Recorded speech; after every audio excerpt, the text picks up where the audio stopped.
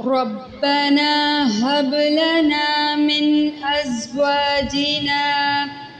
وذرياتنا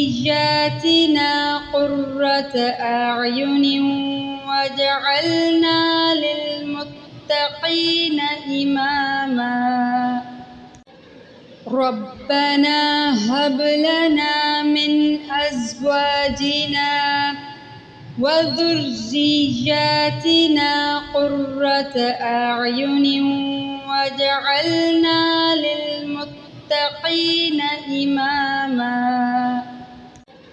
ربنا هب لنا من أزواجنا وذرياتنا قرة أعين واجعلنا للمتقين إماما